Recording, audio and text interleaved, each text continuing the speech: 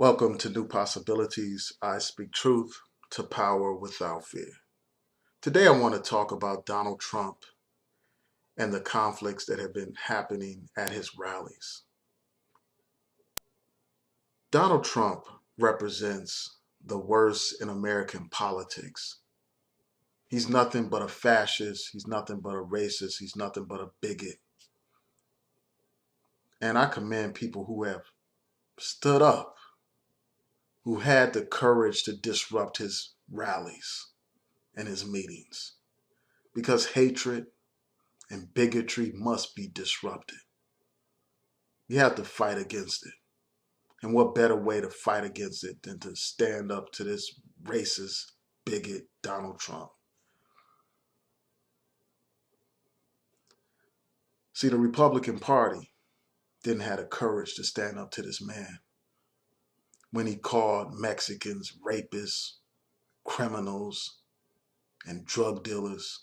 They didn't have the courage to stand up to this man. When this man made all kinds of anti-Muslim statements, they didn't have the courage to stand up to Donald Trump. When he talked about banning Muslims from entering the country, they didn't have the courage to stand up to him. When he talked about monitoring mosques, they didn't have the courage to stand up to him. When he talked about how Muslims hate America, they didn't have the courage to stand up to Donald Trump. What he is doing nothing but planting the seeds of hatred. His attitude towards Muslims is parallel to a Nazi's attitude towards Jews. But the thing is, in this society, anti-Muslim sentiment is accepted in many quarters. This man is very similar to Hitler, and that's what's frightening. That's frightening. Not only has this man made anti-Muslim statements and anti-Mexican statements, this man has fueled hatred towards black people.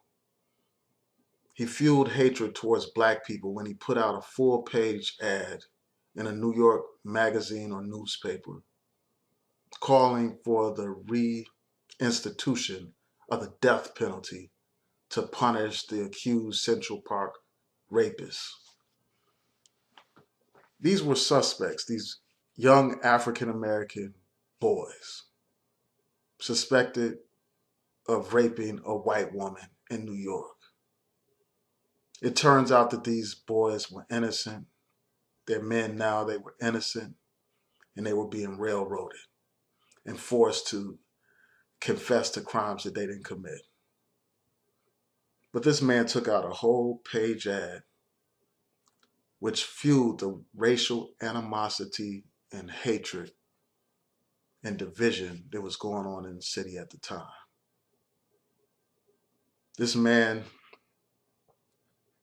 actually tweeted out false statistics about black people recently, within the last couple of months, painting the picture of black people as inherently violent, fueling old stereotypes about African Americans. Not only that, a few months ago, a Black Lives Matter protester came to one of Donald Trump's events to protest. And that Black Lives Matter protester was roughed up. And later, when Donald Trump was asked about it, he said, well, maybe that protester should have been roughed up. So in light of all of this, it is no coincidence that white racists flock to Donald Trump. It is no coincidence that you have a David Duke supporting Donald Trump. It is no coincidence that you have the KKK supporting Donald Trump. It is no coincidence that white racists are giving press passes to monitor and observe Donald Trump events. It's no coincidence that people wear t-shirts that say "Make America White Again" at Donald Trump's events. That is no coincidence. This man plays into racism. This man is a demagogue who plays on prejudice and blows all kinds of dog whistles to get the support of these white racist people. Much like how the Republican Party turned to the Southern strategy in order to get more white support in the South. It's nothing but a continuation of that. This is who the Republican Party has become. A party of racists, a party of bigots. So obviously, you don't have the establishment opposing this guy until it's too late. So it's no coincidence. And also, it's no coincidence that Donald Trump's supporters have been so violent. This is not an accident. This man has made so many statements encouraging his supporters to be violent. He's talked about how he would pay legal fees for people who assault these protesters. This man has said, if you see someone ready to throw a tomato, knock the crap out of him. And he said, I promise I'll pay for the legal fees. He talked about how he loved the good old days when these types of protesters would be taken out on a stretcher. He talked about how he would like to punch a protester in the face. This man has encouraged violence over and over again. So it is no accident. It should be no surprise or shock that Donald Trump's supporters are engaged in violence. You had this sister who protested at one of Donald Trump's rallies. And this sister was repeatedly pushed around, shoved, and assaulted by these racist white Donald Trump supporters. You had a brother and a group of protesters who were walking out from a Donald Trump event. And one of Donald Trump's supporters sucker punched his brother in the face. And what happened? Instead of the police immediately arresting the person that punched the brother, they pinned the brother down and arrested him. Later, the assaulter, this perpetrator who punched his brother in the face, he was arrested and charged. And this man had the nerve to say that he would kill that protester. These are the kind of demented people that support Donald Trump.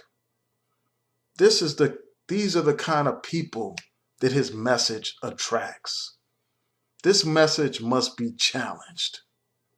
Since the Republican Party didn't have the courage to do it, since the bourgeois corporate media didn't have the courage to do it, since even the Democrats didn't have the courage to do it, it falls in the hands of the people to stand up to this chump. This man is going to probably will win the Republican Party nomination if no action is taken. If the blind, deaf, and dumb Republicans continue to support this guy. This man may be the next president of the United States. So yes, I think the protesters should continue to disrupt every one of this guy's rallies and meetings. America deserves better than Donald Trump. And before I go, I just want to make this last point. A couple of days ago, I saw a video on the Boyce Watkins channel. The sister, Madame Prez, was talking about how black people should not protest against Donald Trump, how we should not attend these Donald Trump rallies, etc., etc. And she was basically suggesting that we're begging for acceptance, and I've heard other people say similar things.